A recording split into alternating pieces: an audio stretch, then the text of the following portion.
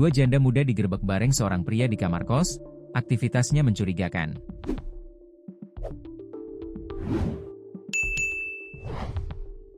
Dua perempuan muda berstatus janda digerebek aparat Satpol PP di sebuah rumah kos di Kecamatan Labuhan Haji, Kabupaten Lombok Timur, pada Kamis, 25 September 2025, sekitar pukul 11 WITA. Kedua perempuan tersebut masing-masing berinisial WU, 16, dan MU, 20, berasal dari Kecamatan Pringgabaya dan Pringgasela.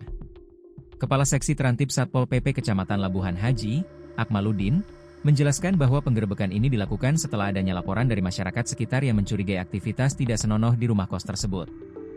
Saat kami tanya, salah satunya mengaku dan itu kejadian pada pagi harinya.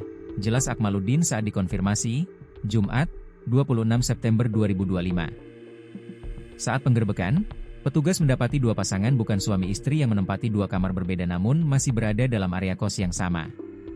Diduga, kos tersebut dijadikan lokasi praktik open bo atau prostitusi online, dengan tarif yang dipatok berkisar antara Rp400.000 hingga Rp600.000 per kencan. Mereka dua pasang beda kamar, tapi masih areal kos yang sama. Salah satu dari mereka ini di bawah umur, ungkap Akmaludin. Yang lebih mengkhawatirkan, hasil interogasi petugas mengungkapkan bahwa para pelaku juga mengonsumsi narkoba pada malam sebelum penggerebekan berlangsung. Pengakuan kemarin malam harinya juga menghisap, mereka membelinya sharing, tambahnya. Selain dugaan praktik prostitusi dan penggunaan narkoba, petugas juga menemukan bekas minuman keras, miras, di lokasi. Penemuan ini memperkuat dugaan bahwa rumah kos tersebut kerap digunakan untuk aktivitas menyimpang. Di situ juga bekas miras, sebagai antisipasi kami juga gandeng Polres, ujar Akmaludin.